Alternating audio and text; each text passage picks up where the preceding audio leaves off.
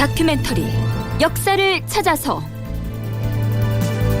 제577편 유구국으로 떠밀려간 제주 사람들. 서기로는 1477년에 해당하는 성종 8년 2월 초하룻날, 제주 앞바다에서 무슨 일이 있었는지 그쪽으로 같이 가보시죠.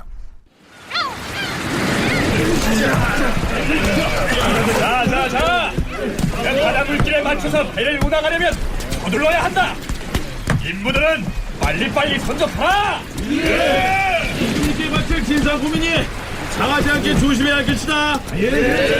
선원들은 항해 중에 먹을 양식과 물이 제대로 구비되었는지 다시 한번 점검하라.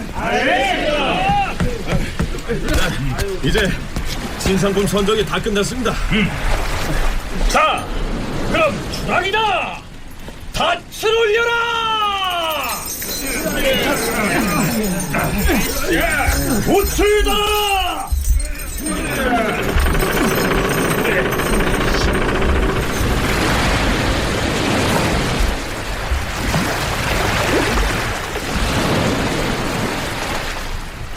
배 한 척이 제주 포구를 떠나서 큰 바다를 향해 나아갑니다.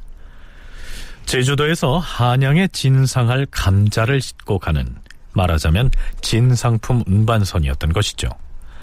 이 배에 탄 사람들은 모두 제주 사람으로서 김비의, 강무, 이정, 현세수, 김득산, 이청민, 양성돌, 조귀봉 등 8명이었던 것으로 실록에 올라와 있습니다.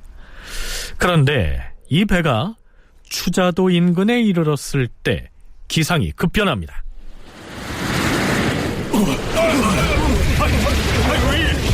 남의 방향이 바뀌었어. 동풍이 불고 있어요. 이대로 가면 엉뚱한 곳으로 표류할 텐데. 안 되겠어. 일단 돛을 내려라. 자, 이제 어떻게 하죠? 하는 수 없지. 물결 따라 흘러가도록 맡겨두는 수밖에. 네, 이때부터 진상품 운송선은 바람 부는 대로, 물결 치는 대로 정처가 따로 없이 표류하기 시작합니다. 자, 그 다음의 상황을 요약해서 잠깐 정리하자면 이렇습니다. 갑자기 크게 불어오는 동풍을 만나 자꾸만 서쪽을 향하여 표류하였다. 처음 출발한 날로부터 엿새째에 이르러서는 바닷물이 맑고 푸르렀는데, 일회째부터는 바다의 물빛이 마치 뜨물과 같았으며, 아흘째에는 바람이 서풍으로 바뀌어서 배가 남쪽을 향하여 표류하였다. 10하루째에는 함께 탄 사람들 중 김득산이 병이 들어 죽었다. 표류를 시작한 지 14일째에 이르렀을 때 작은 섬 하나가 보였다. 하지만 그 섬에 접안하려고 하다가 키가 부러지고 배가 파손되었다.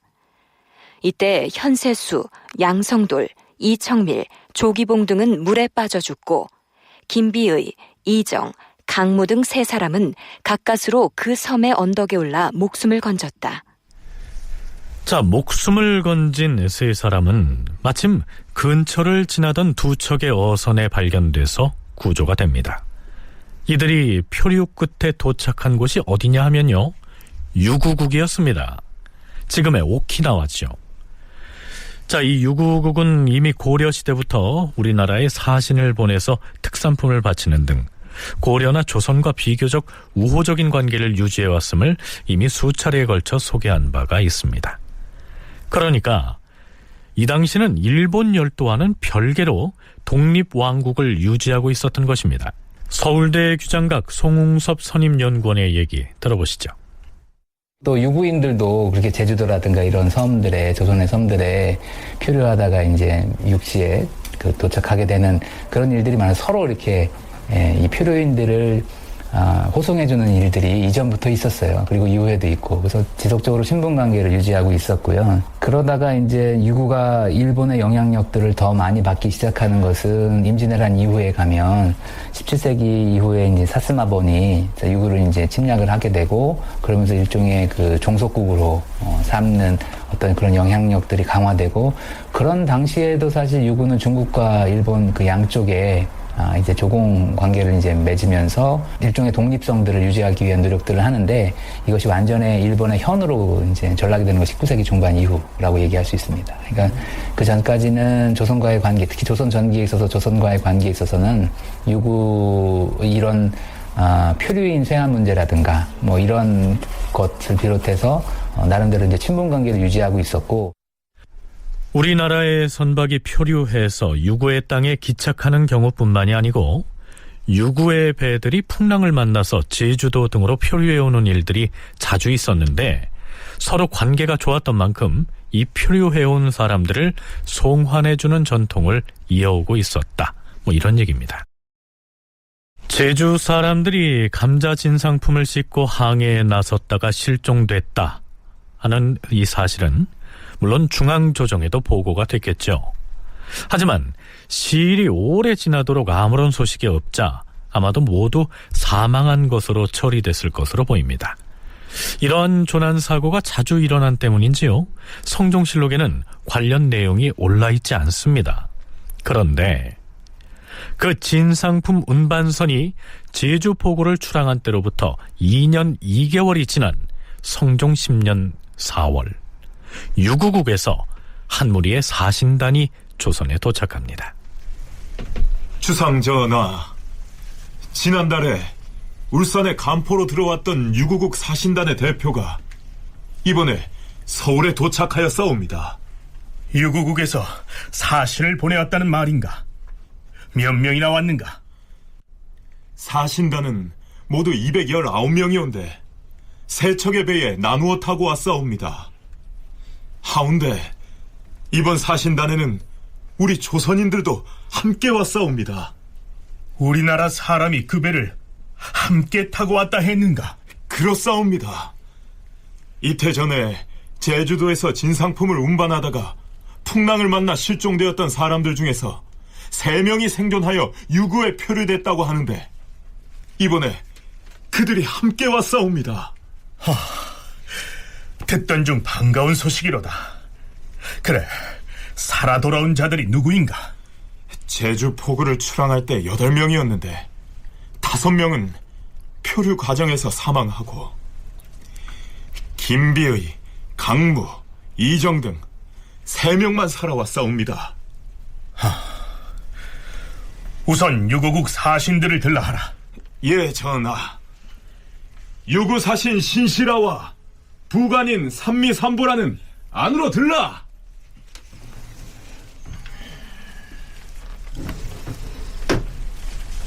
그대가 유구국의 왕명을 받고 온 사신인가? 그러옵니다, 전하. 하오나 저와 여기 있는 부관들은 본디 유구 사람이 아니라 박다 사람들이온데. 박다 사람들이 어찌 일본 왕이 아닌 유구 국왕의 왕명을 받고 왔다고 하는가? 네, 참고로 박다는 일본 큐슈에 있는 하카다의 한자 이름입니다. 저희들은 상인들이옵니다. 2년 전인 정유년 10월에 유구국에 장사를 하러 갔었는데 그때 마침 유구국에 표류하여 정박하고 있던 조선인 3사람을 만났사옵니다. 특별히 유구의 국왕이 조선 국왕 전하께 올리는 서계를 작성하여 저희에게 주면서 저희들로 하여금 표류한 3사람을 조선으로 호송하라고 하였으므로 작년 7월 28일에 배를 출발시켜 나왔사옵니다. 작년 7월에 유구를 출발하였는데 왜 이제야 도착하였는가? 유구를 출발하여 다시 박다를 경유하였사온데 일본에서 대내전과 소이전이 서로 싸워 혼란스러운 관계로 도중에 여러 달을 지체하였사옵고 또한 일기도와 대마도에 이르러 시일을 지체하다가 금년 4월 9일에야 배를 출발하여 5월 3일에 연포에 도착하였사옵니다. 자, 이렇게 된 사연입니다. 그러니까 비록 유구 국왕의 서계를 지참하고 온 유구의 사신이라고는 하지만 그들은 유구국의 관리나 외교관이 아니고요, 장사를 하는 일본의 상인들이었던 것입니다. 물론 이전에도 간헐적으로 유구에서 사신을 보내온 적이 있었는데요, 이것을 두고 조선이 중국에 조공을 바치고 책봉을 받는 것처럼 유구의 국왕이나 대마도주도 조선에 사대를 했다, 뭐 이렇게 보면 조선도 황제국이 아니었느냐, 이런 견해를 일부에서 제기하기도 하는데요. 대부분의 학자들은 그렇지 않다고 얘기합니다. 4대 교린이라고 했을 때 교린의 대상에 해당하는 나라들이 실질적으로 보면 그게 예속 관계였느냐. 그리고 조선이 명예 조공 책봉 관계를 맺은 것이 그것도 예속 관계라고 얘기할 수 있느냐. 이런 식으로 성격 문제에 대해서 언급할 수 있듯이 유구와의 관계도 그런 차원에서, 그러니까 조공 책봉 관계는 어떻게 보면 하나의 그 당시에 전근대 사회에서의 국가와 국가의 관계들을 매개하는 어떤 그런 틀로서 작용하고 있었고, 그런 차원에서 봤을 때 그런 그 유구와의 관계도 조공이라고 하는 표현을 쓰긴 합니다만, 그것도 그 이웃 나라들과 관계를 맺는 방식으로 이해를 하시면 될 것 같습니다. 자, 드디어 성종은 유구에 표류했다가 돌아온 김비의, 강무, 이정 등을 어전으로 불러서 그 경위를 듣게 됩니다. 배가 파손되고 간신히 너희들 3사람만 살아남았다 했는데, 처음 너희들을 구조해준 어부들이 너희를 어떻게 대해주더냐? 해치려 하지는 않았느냐? 아니옵니다, 전하. 그 고기잡이 배의 어부들이 저희를 바다 위에 임시로 지어놓은 그 수상막으로 우선 데리고 가서는 죽을 끓여서 먹이는 등 보살펴 주었사옵니다. 그런 다음에 집으로 데리고 가서는 마을 사람들이 한 집씩 돌아가면서 밥을 먹여 주었사옵니다. 그 섬의 이름이 무엇이라 하더냐? 예, 유니 시마라 하였사옵니다. 그들 말로 이 시마는 곧 섬을 일컫는다 하였사옵니다. 그럼 그곳 사람들의 생김새나 차림새는 어떠하더냐? 전하, 키가 장대하고 수염이 무척 길었사옵니다. 여자의 경우 일어서 있으면 머리털이 땅에 닿고, 남자는 앉아 있으면 수염이 무릎에까지 이르러 싸웁니다. 언어와 의복이 외인들과는 달랐사옵니다. 예, 전하. 신들이 조선국이라는 3글자를 풀잎에 써서 보여주었으나 알아보지 못하였사옵니다. 거기서 6달을 머물게 되었는데, 어느 날 섬사람 13명이 신들을 작은 배에 태우고서 동쪽을 향하여 이틀 낮 하룻밤을 가서 다시 정박하였사온데, 그 섬 이름은 소내도였사옵니다. 거기서 또 어디로 갔느냐? 거기서 5달을 머문 뒤에 섬사람 5명이 우리들, 저희들을 이끌고 소형 선박에 태워서 동쪽을 향하여 하루 동안에 가서 페돌마도라는 섬에 정박하였사오며, 거기서 한 달을 머문 다음 섬사람 5명이 또 저희들을 이끌고 작은 배를 타고서 동쪽을 향해 가서 이 발네이도에 머물러 싸웁니다. 그 발레이도에서 한 달을 지나 그 섬사람 5명이 우리들을 인솔하고 작은 배를 타고 동쪽으로 향하여 하루를 가서 후이시마도에 정박하였사옵니다. 이 한 달을 머물다가 섬사람 10명이 우리들을 이끌고 중선을 타고 동쪽으로 향하여 하루낮 하룻밤을 가서 탈라마도에 머물렀습니다. 예, 거기서 한 달을 유한 뒤에 섬사람 8명이 신들을 이끌고 작은 배를 타고 동쪽을 향하여 하루를 가서 이라파도에 머물러 싸운데, 위에서 말한 각 섬들에 사는 사람의 언어와 의복은 유니시마와 서로 비슷했사옵니다. 이들은 그 뒤에 페라미고도로 이동했고요. 거기에서 다시 배를 타고 유구국의 관부가 있는 해변에 이르렀다가 드디어 관부로 인도돼서 유구의 국왕을 만나게 됩니다. 이들이 거친 섬들은 한자로 팔중산 열도라고 불리는 대만의 동쪽에 위치한 아에야마 제도입니다. 사학자 김재승은 한국 유구국 간의 표류에 의한 문화적 접촉이라는 논문에서 이렇게 기술하고 있습니다. 유구국은 한반도에서 워낙 멀리 떨어져 있는 섬나라로서 물산이 풍족한 지역도 아니었고, 중국이나 일본과 같이 빈번한 상호 교류를 가질 수 없는 지역적 여건으로 인하여 조선이 적극적인 관심을 보이지 않던 지역이다. 따라서 사신의 왕래와 같은 공적인 교류는 극히 제한적일 수밖에 없었고, 오히려 해상교통로를 통한 상호 접촉은 기상과 해류상의 여건으로 인하여 빈번하게 발생할 자연적 조건을 가지고 있었다. 자, 이게 무슨 얘기냐면요. 조선과 오키나와는 거리상으로 너무 멀고 외교적으로도 국익을 크게 기대할 수 있는 상대가 아니었기 때문에 사신단 파견을 통한 공적인 교류보다는 항해 중인 양쪽의 선박이 강한 계절풍의 영향을 받아서 상대적의 표류에서 접촉하는 빈도가 더 높았다는 겁니다. 자, 그건 그렇고요.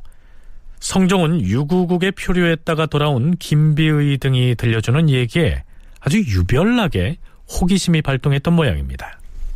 유구의 국왕이 행차하는 것을 보았다 하지 않았느냐? 왕이 어떻게 생겼더냐? 왕이 탄 가마는 또 어떻게 생겼으며 호위하는 사람들은 또 어떠하더냐?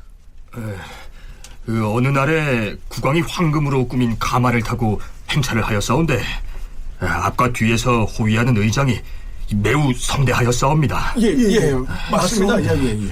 또한 그 10여 세가량 돼 보이는 사내아이가 말을 타고 수행하는데 그를 호위하는 병사들의 행렬이 매우 성하였사옵니다.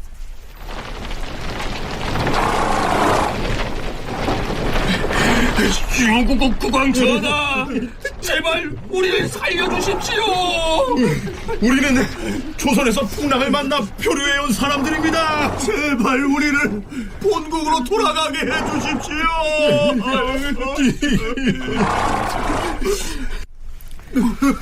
지금 저들이 무엇라 하는 것인가?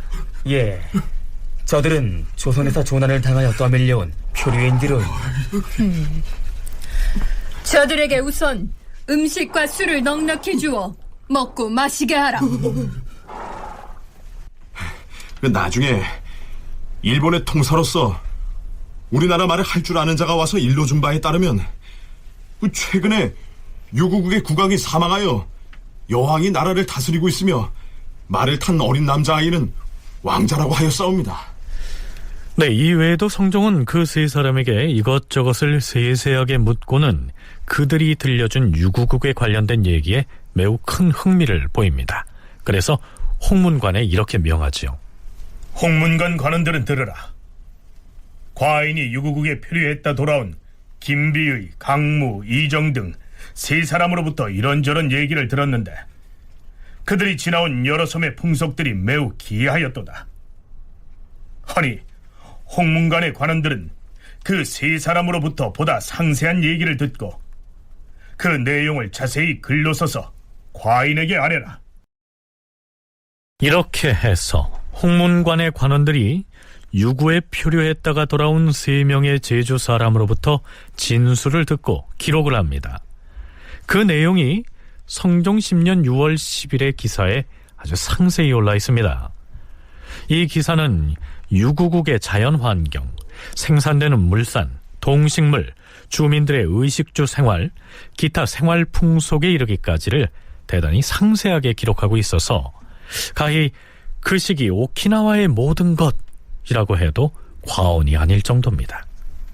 유구국에 대한 생활, 풍속, 문화, 토산품, 농식물 어떻게 되고 남자 여자의 생활 습성 어떻게 되는 것들을 이렇게 사실할 수 있을 정도일까 싶을 정도로 굉장히 상세하거든요.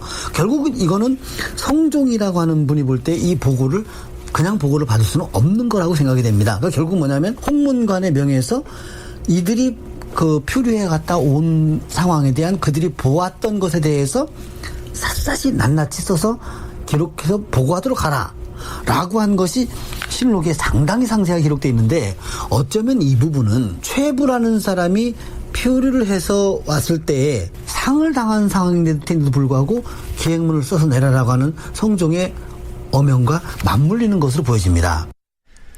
네, 김경수 교수의 얘기 말미에 최부의 기행문 얘기가 나왔는데요. 이 최부의 표류에 관한 얘기는 조금 뒤에서 살펴보겠습니다. 홍문관의 관원들이 김비의 등 3명으로부터 듣고 적어놓은 기사의 내용은 무척 방대하고 세세합니다. 더구나 그들이 두루 거쳤던 섬들마다 따로따로 분류해서 기술하고 있습니다. 자, 그 일부만을 발췌해서 그들이 홍문관과 이 대화하는 형식으로 소개하자면 이렇습니다. 유구국 사람들의 차림새는 어떠하더냐? 우선 처음 머물렀던 이 유니시마 사람들 얘기부터 하겠습니다. 그곳에서는 그 남자 여자 모두 다 신을 신지 않고 맨발로 다녔습니다. 남자는 머리를 꼬아 포개어서 300근으로 묶은 다음 목 둘레에다 상투를 투었는데 그 만거는 쓰지 않았습니다. 또 수염은 길어서 배꼽을 지나갈 정도였으며 부인들의 머리도 길어서 일어서면 발 뒤꿈치까지 이르고 짧은 것은 무릎까지 내려오는데 그 쪽을 지지 않고 머리 위에 둘렀으며 옆으로 나무빗을 귀밑머리에 꽂았습니다. 그 밥은 어떻게 지어 먹으며 그릇은 어떻게 생겼더냐? 예, 저희가 사용하는 가마솥, 숟가락, 젓가락, 소반, 밥그릇, 자기, 와기 같은 것은 찾아볼 수가 없고 그저 흙을 뭉쳐서 임시로 손 모양을 만들고 그것을 햇볕에 쪼여 말려서 짓불을 피워 밥을 짓는데 닷새 혹은 엿새가 지나면 지늘그러 만든 그 솥은 파열해버립니다. 곡식은 주로 무엇을 먹더냐? 그 쌀을 주식으로 하고 조가 있기는 하나 심기를 즐겨하지 아니하였습니다. 그 밥은 대나무 상자에 담아서 손으로 뭉쳐 덩어리를 만들 때 주먹 크기와 같이 하고 작은 나무 괴짝을 사용하여 각각 사람 앞에 밥상처럼 놓고 먹습니다. 밥을 먹을 때에는 한 부인이 주먹만한 덩어리 밥을 하나씩 쭉 나눠주는데 이 사람들은 나뭇잎을 손바닥 가운데 놓고 밥덩이를 그 나뭇잎 위에 얹어놓고 먹었습니다. 그 나뭇잎은 그 연꽃잎과 같았습니다. 이 한 덩어리를 다 먹으면은 또 한 덩어리를 나누어줘서 대개 성인들은 3덩어리까지 먹었으나 그 더 먹을 수 있는 자는 덩어리 수를 계산하지 않고 더 주기도 했습니다. 그럼 반찬은 무엇이 있더냐?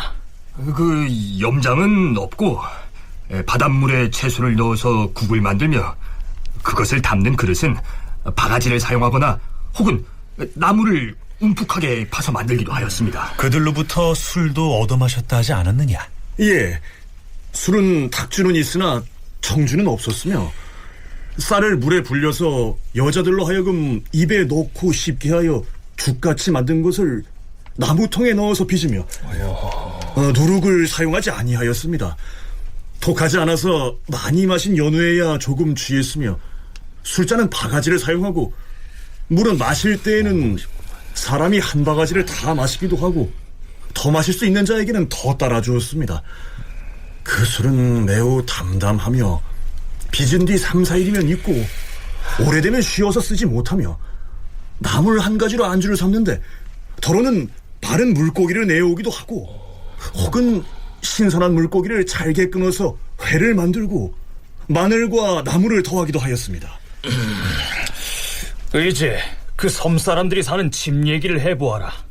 예, 이게 참 모두 한 방에서 지내고 내실이 따로 없으며 창도 없으며 집의 앞쪽은 처마가 조금 높이 들려 있고 후면은 처마가 땅에 드리워져 있으며 대개 띠를 사용하고 기와가 없습니다. 기와가 없다. 밖에도 울타리가 없고 잠자리는 나무로 만든 침상을 사용하며 이불과 요가 없는 대신에 마른 풀을 엮은 거적 같은 것을 깔았습니다. 사는 집 앞에는 따로 창고를 만들어서 들에서 거둔 벼를 쌓아두었습니다. 집에는 뒷간이 없고 들에다 그냥 똥오줌을 눕니다. 그들이 입고 있는 옷은 어떤 옷감으로 만든 것이더냐? 예, 삼이나 목면은 없고 양잠도 하지 않았으며 오직 모시를 짜서 배를 만들고 그것으로 옷을 지었는데 옷깃과 주름은 없고 소매는 짧고 넓으며 염색은 남청색으로 하고 속옷은 백포 세폭을 써서 볼기에다 둘러맸습니다. 부인들은 이 속치마를 입지만 별도로 속옷을 입지는 않으며 치마는 푸른 빛으로 물들여 입고 있었습니다. 가축은 주로 어떤 것들이 있더냐? 예, 집에는 소나 닭, 고양이 따위가 눈에 띄었으나 소와 닭의 고기는 먹지 아니하고 그것들이 죽으면 곧 묻어주었습니다. 우리들이 그들에게 소와 닭의 고기는 먹을만한데 왜 땅속에 묻느냐라고 하였더니 섬 사람들은 오히려 우리를 향해서 침을 마구 뱉으면서 비웃었어요. 이 산에도 가봤느냐? 어떤 짐승들이 살고 있더냐? 예, 그 산에는 그 제목이 많고, 예, 호랑이나 표범 등은 없었습니다. 예. 그 날짐승으로는 오직 비둘기와 까마귀를 닮은 황자뿐이었습니다. 예, 그 외에 그 거북, 뱀, 두꺼비, 개구리, 모기, 파리, 박쥐, 벌, 나비, 사마귀, 잠자리, 지네, 지렁이, 그 개똥벌레, 그리고 그 기어다니는 개가 있었습니다. 농사짓는 이야기를 해보거라. 농사요? 예. 그 대장간은 있으면서도 이 쟁기를 만들지 아니하고 작은 삽을 사용하여 밭을 파헤치고 거기에 그 조를 심습니다. 논농사는 12월 중에 소를 사용하여 밟아서 파종을 하고 정월달에 이양을 하되 풀은 베지 않고 그냥 두었습니다. 2월에는 벼가 무성하여 높이가 한자쯤 자라고 4월에 무르익습니다. 올벼는 4월에 수확을 마치고 늦벼는 5월에 바약으로 추수를 마칩니다. 벼를 벤 뒤에는 뿌리에서 다시 자라나서 처음보다 더 무성하게 되며 그것들은 7, 8월에 다시 수확을 합니다. 수확하기 전에는 사람들이 모두 근신하여 비록 말을 하더라도 소리를 크게 하지 아니하고 입을 오므려 휘파람을 불지도 아니하며 혹 풀잎을 불어 소리를 내는 자가 있으면 막대기로 일을 못하게 금하다가 수확을 한 뒤에야 작은 피리를 부는데 그 소리가 매우 가냘펐습니다. 한 번 수확한 벼는 이삭을 엮어서 창고에 두고 나중에 대나무 막대기로 털어서 디딜방아로 찢습니다. 혹시 머무는 동안에 사람이 죽어서 장사 지내는 것도 보았느냐? 예, 사람이 죽으면 관 속에 시체를 눕히지 않고 앉혀서 넣은 다음 언덕의 석굴 밑에 안치해두되 흙으로 묻지는 않았으며 만약 언덕의 석굴이 넓으면 5-6개의 관을 함께 두었습니다. 채소는 무엇이 있더냐? 그 채소로는 그 마늘, 가지, 참외, 토란, 생강이 있는데 이 그 가지나무의 경우에 그 줄기 높이가 3-4척이나 되고 그 한 번 심으면 그 자자손손 먹을 수 있도록 해마다 가지가 열리는데 결실은 처음과 같습니다. 이 가지나무가 너무 늙으면 가운데를 찍어버리는데 그러면 거기서 또 움이 나서 열매를 맺었습니다. 그러면 과실나무는 무엇이 있더냐? 거기도 너희들이 사는 제주도처럼 귤나무가 있더냐? 예, 그 매실나무하고 뽕나무하고 그리고 푸른빛이 나는 청귤나무와 이 키가 작은 밤나무가 있는데 귤은 사시사철 꽃이 피었습니다. 네.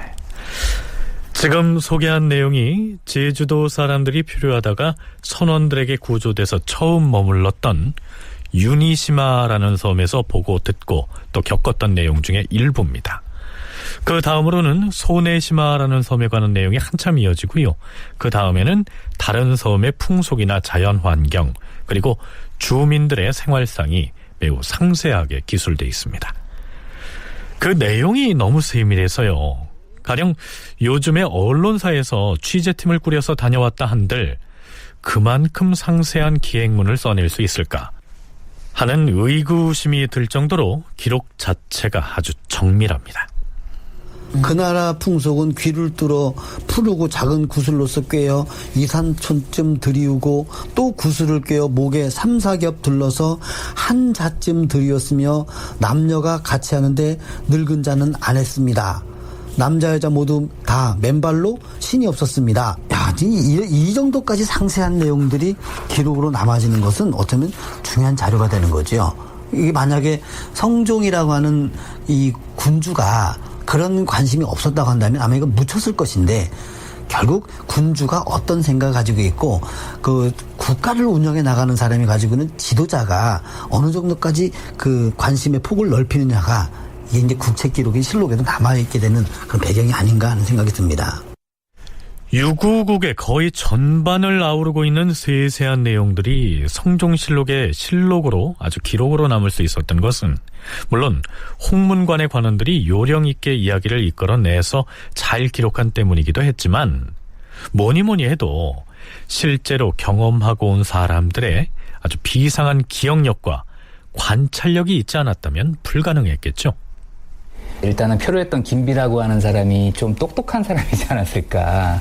상당히 기억력이 좋고 표현력이 훌륭했기 때문에 이러한 기록들이 남아있을 수 있지 않을까. 일단은 원소스라고 할 수 있는 이 김비의 진술이 있어야만 가능한 건데, 이 소스 자체가 나름대로 괜찮았던 그런 의미에서는 김비라고 하는 사람이 나름대로 뭐 학식이라든가 이런 것들은 부족할지는 모르겠지만 굉장히 좀 영민했던 기억력이 좋은 사람이라고 물론 추정입니다만 그런 생각이 들고요.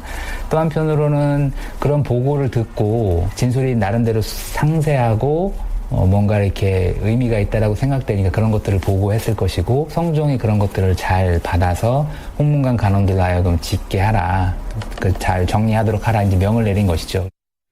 김비의 등은 제주도 출신이고요. 조정의 진상을 물자를 수송하는 일에 종사하는 사람이었기 때문에 지방관직을 가졌더라도 하급관리였을 텐데요. 유구국의 여러 섬들에 머물면서 경험하고 관찰했던 바를 구술해 놓은 것을 보면 머리가 비상하고 매우 영민한 인물이었던 것은 틀림이 없었던 모양입니다. 하지만 유구국에 대한 이러한 정밀한 내용들이 사료에 수록될 수 있었던 것은 외부 세계의 정보에 대한 성종의 지대한 관심 때문에 가능한 일이었겠죠.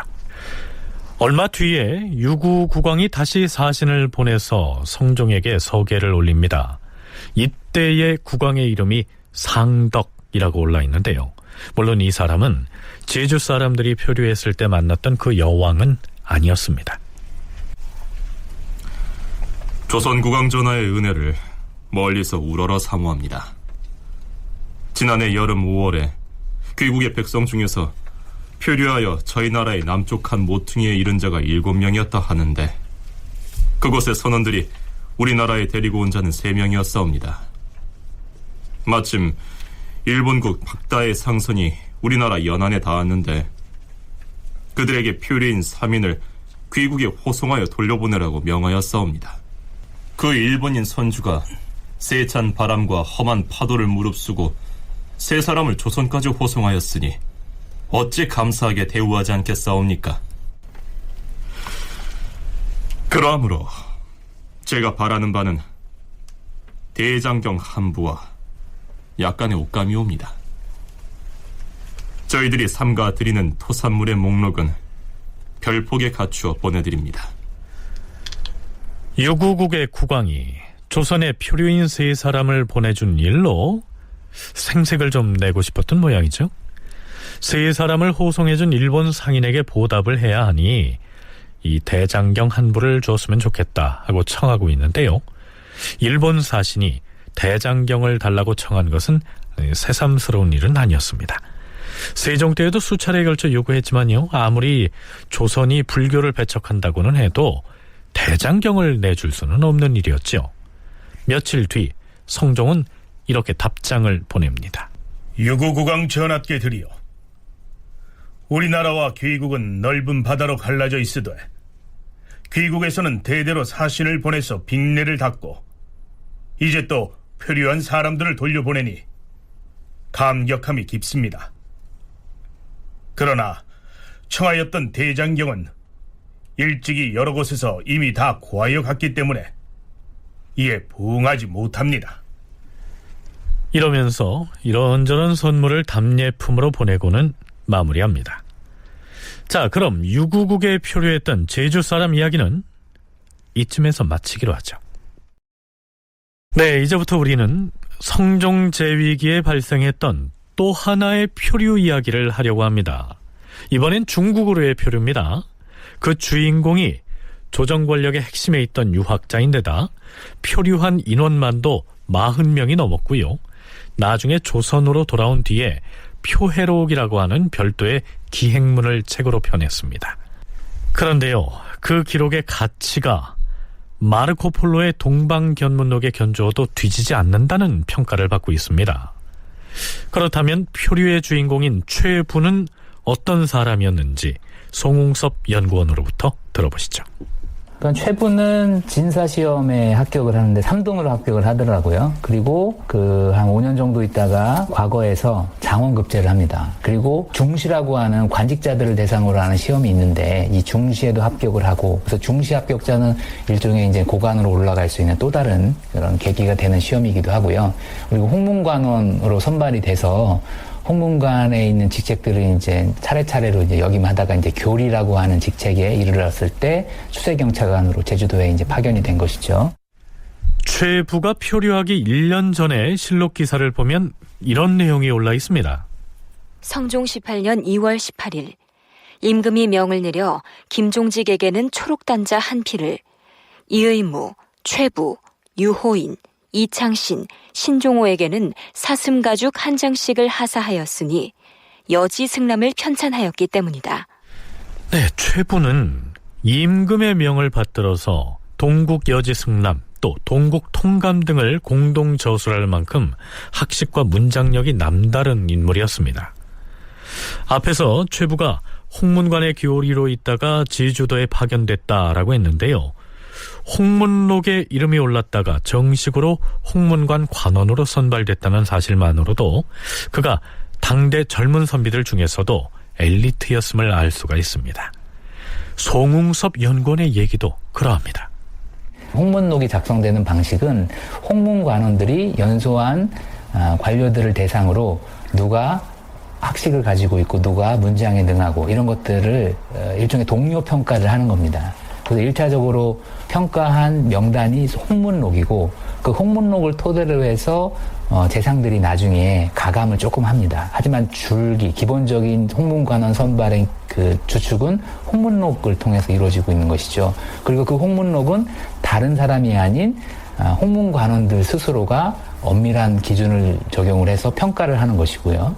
그런 면에서 홍문관에 선발이 됐다라고 하는 것은 당시에 아주 뛰어난 어떤 재능을 가지고 있는 또 문장 능력이라든가 아니면 경전에 대한 소양이라든가 또 다른 학식이라든가 이러한 엘리트들을 홍문관원으로 이제 선발을 하는 것이고, 홍문관원에 선발이 됐기 때문에 최부 역시도 그런 엘리트 중에 한 사람이었다. 자, 그렇다면 이러한 엘리트 관료가 어쩌다가 조난을 당하게 됐을까요? 우린 지금 최부가 짓고 북한의 국문학자 김찬순이 번역하고 서울의 보리출판사에서 펴낸 단행본 표해록을 앞에 두고 있습니다. 이 기행문을 기본 자료로 삼아서 표류의 과정들을 짚어나가기로 하겠습니다. 최부의 일기 내용입니다. 성종 18년 9월 17일 제주에 있는 새읍의 추수회경차관으로 임명되었다. 제주도로 가는 길에 전라도에 들러서 규정에 따라 전라감사가 내게 파견하는 구실아치들을 인솔하였다. 이들과 함께 해남현으로 가서 제주도로 항해하기에 좋은 바람이 불 때를 기다리고 있었다. 네, 해남에서 제주로 건너가기 위해서 기다리고 있었다는 때가 9월 17일이었습니다. 실제로 배를 타고 제주에 건너갔다는 날짜는 거의 2달 뒤죠. 11월 12일이었습니다. 그러니까 날씨나 풍향 그리고 파도, 조류 등을 잘 맞춰서 뱃길을 열기 위해 얼마나 신중하게 준비를 하고 관찰했는지를 알 수가 있습니다. 네, 앞에서 최부가 추세경차관으로 제주에 갔다고 했는데요. 이 추세경차관이 어떤 임무를 띈 관직인지 김경수 교수의 설명 먼저 들어보시죠. 경차관이라고 하는 것은 조선 정부에서 이제 운영했던 제도적 장치도 하나인데요. 중앙 정부의 필요성에 따라서 특수 목적 임무를 띠고 지방에 파견된 관직을 우리가 경차관이라고 합니다. 근데 최부가 성종 18년에 제주읍에 추세 경차관으로 갔던 것은 추세가 결국은 잡아들이는 거거든요. 그래서 다른 곳으로 도망간, 여기서는 이제 제주읍이니까 제주로 도망간 백성을 잡아서 송환 처리하는 그런 임무, 그 직책이 추세경차관이었었습니다. 이렇게 부임을 해서 경차관의 임무를 수행하고 있었겠죠. 참고로 최부는 전라도 나주 출신이었습니다. 해가 바뀌어서 성종 19년 정월 30일 나주의 본가에서 막금이라고 하는 노복이 배를 타고 제주로 건너옵니다. 최부는 깜짝 놀랐겠지요? 나리 소인이 옵니다. 아니, 너는 막금이가 아니냐? 나주에 있어야 할 네가 무슨 연유로 먼 바다를 건너서 제주까지 왔느냐? 나리 없게 송구하구나. 어르신께서. 어르신이라니? 내 아버님께 무슨 일이 생겼느냐? 거기 보통의 쌍것은 또 무엇이냐? 나리께서 입으실 상복이옵니다. 뭐라? 상복을 하였느냐? 아버님께서? 예, 나리. 어르신께서 돌아가셨사옵니다. 어찌 이럴 수가? 네, 부친상을 당한 최부는 이젠 배를 타고 바다를 건너 본가인 나주로 가야 하는데요. 출항을 준비하는 과정에서 타고 갈 배가 바뀝니다. 표해록에 실린 해당 내용을 소개하기로 하죠. 제주 목사가 아침 저녁으로 와서 조문하면서 수정사라는 사찰의 승려가 소유한 배가 튼튼하고 빠르니 관가의 배를 타지 말고 사찰의 배를 타는 게 낫다고 권하였다. 사람을 시켜서 그 배를 폭우로 돌려대게 하여 떠날 채비를 갖추었다. 이때 만약 승려 소유로 돼 있는 사찰의 배를 이용하지 않고 관선을 이용했다면 아마 최부 일행의 안전을 보장하지 못했을 것으로 보입니다. 뒷날에 최부 일행이 중국으로부터 무사히 돌아오고 나서 성종은 최부 일행에게 튼튼한 배를 구해준 제주 목사에게 상을 내리기도 합니다. 하지만 떠나기 직전까지도 배옥 나온 현지 관리들은 출항을 해서는 안 된다고 말립니다.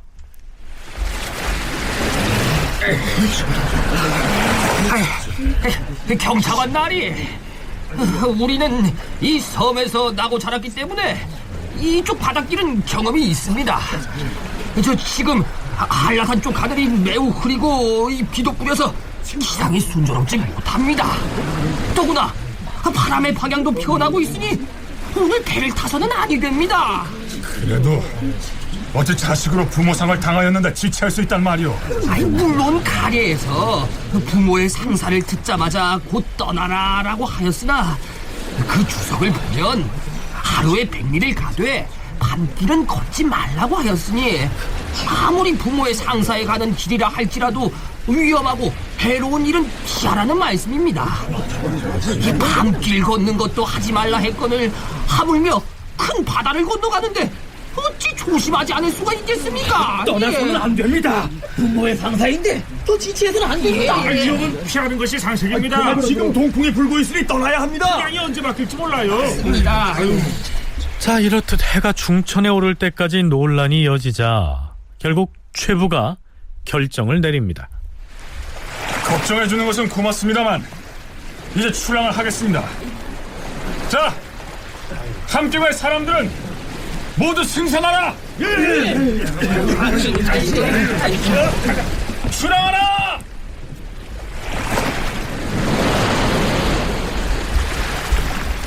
자, 드디어 최부 일행은 제주도를 떠납니다. 배에 승선한 사람들은 최부까지를 포함해서 총 43명이었는데요. 항해 중에 각기 맡은 역할에 따라 총패, 영선, 사공, 격군 등의 호칭으로 불리고 있습니다.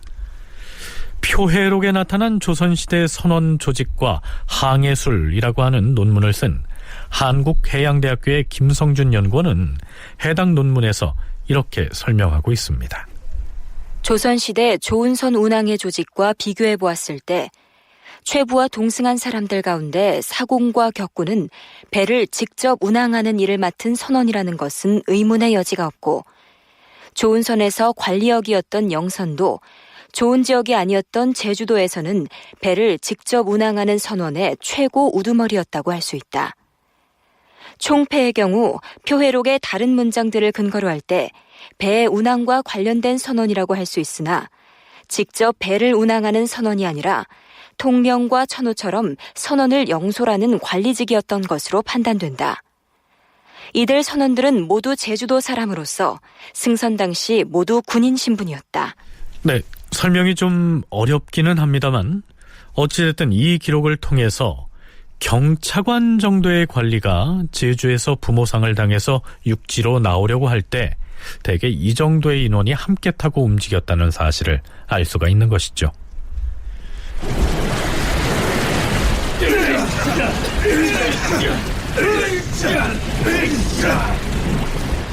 그런데 노를 저어서 한 오리쯤 갔을 때 사방을 살펴보던 우두머리 군인인 권산이 최부에게 뱃머리를 돌리자고 제안합니다. 경찰관 나리, 오늘 바람이 부는 모양을 보니 풍랑이 악화될 것 같기도 하고 아닐 것 같기도 하나. 아유, 필시 무슨 변화가 있을 것 같습니다. 이렇게 날씨를 가늠하기 어려운 날에 무리하게 항해를 계속했다가 후회할 일이 생길까 걱정됩니다. 이쯤에서 그만 북으로 돌아갔다가 날씨를 관찰한 뒤에 다시 떠나는 것이 좋겠습니다. 하늘의 변화야 누가 미리 알겠는가?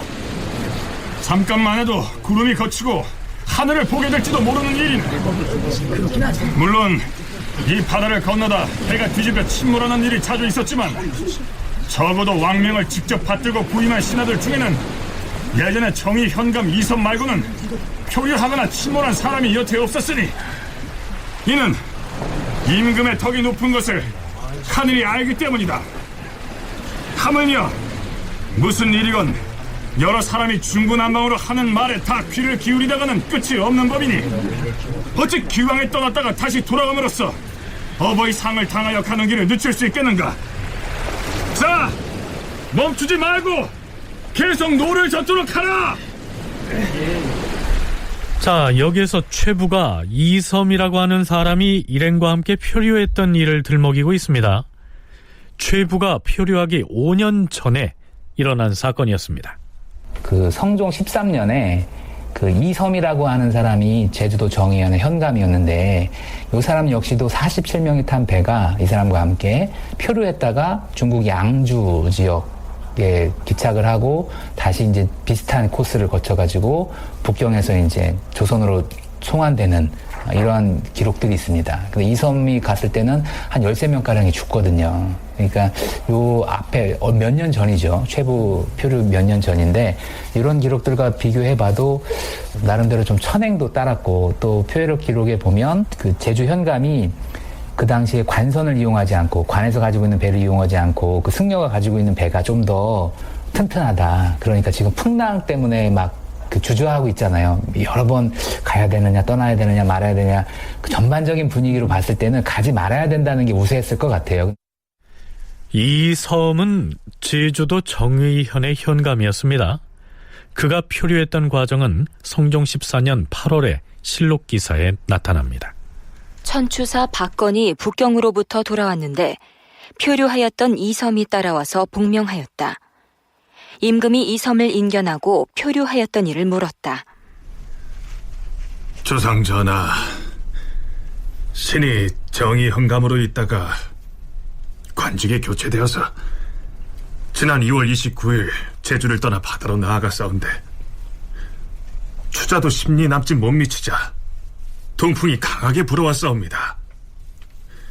게다가 운무가 사방에 꽉 차고 장대비가 마치 물을 붓는 것 같이 퍼부었사오며 성남 파도가 산과 같아서 동서를 분간할 수가 없었사옵니다. 그래서 열흘 동안을 표류하다가 뜻밖의 중국의 장사진에 정박하여 목숨을 보존할 수가 있었으니 오로지 이것은 주상 전하의 은덕이 미친 때문이옵니다. 표류 중에 배가 몹시 고파서 여러 사람이 나무구멍을 마찰시켜 불을 피우긴 했사오나 마실 물이 없어 바닷물로 밥을 지은 탓에 너무 짜서 먹을 수가 없었사옵니다. 그걸 먹은 사람들은 갈증이 나서 다시 바닷물을 마시니 갈증이 더욱 심하였사옵니다. 출발한 지 6일째 되던 날, 배에 탄 사람들 중에서 6사람이 오랜 굶주림 끝에 갑자기 포식하였다가 드디어 사망하고, 9일째 되던 날은 또 7명이 죽었사오며, 10일째 되던 날에 또 4명이 죽었사옵니다. 네, 이상은 제주도 정의 현감이었던 이섬 일행이 육지로 나오다가 표류해서 중국으로 갔던 정황을 성종에게 보고한 내용입니다. 그렇다면 최부가 탄 배는 안전했을까요? 배가 드디어 문제 추자도 쪽으로 진입합니다. 추자도 인근의 초란도라고 하는 작은 섬으로 접안을 하려고 했지만 여의치 않았던 것으로 기록되어 있습니다. 이윽고 비가 쏟아졌다. 이미 날이 저물어 어둠이 짙어졌다. 초란도에 배대는 자리가 가까워졌을 때 썰물의 물살이 몹시 급해졌고 하늘이 깜깜하였다. 건너는 무엇을 하는 것이냐? 물살이 떠밀리고 있으니 힘껏 노를 저어야 섬에 접안할 수 있을 것 아닌가? 이런 날에 배를 떠나는 게 누구의 잘못인데? 이런 세계에 배를 돌리자고 했는데도 고집을 부리더니 이게 무슨 소리야? 네, 평시 같으면 노젓는 선원인 격군이 왕명으로 파견된 경차관을 감히 똑바로 쳐다볼 엄두도 내지 못했을 텐데 위급 상황이 닥치자 반발심을 표출해서 말을 잘 듣지 않는 사태가 벌어진 것이죠. 선원들의 우두머리 격인 총패 허상리가 배를 추자도에 접안하지 못한 채 최부에게 이렇게 보고합니다. 경찰관장이 이 섬은 비록 폭풍을 막을 수 있을지 모르나 사면이 튀어 있어서 배를 접안하기는 적당하지 못합니다. 또한 지금 곧 폭풍이 일어날 조짐이 있으니 앞으로도 뒤로도 의지할 데가 없습니다. 이를 당초 어찌했으면 좋겠습니까? 물속에 닻을 내렸는데도 배가 처음 데워둔 곳에 그냥 있지 않고 점차 바다로 떠밀리고 있으니 아마도 닻이 부러진 것 같습니다. 지금 할 수 있는 계책으로는 닻을 아예 뽑아버리고 섬으로 더 다가가서 섬에 배를 메워뒀다가 날이 밝기를 기다렸다 아침에 추자도로 향하는 것이 좋겠습니다. 자, 최부 일행이 탄 배는 장차 어디로 흘러갈까요?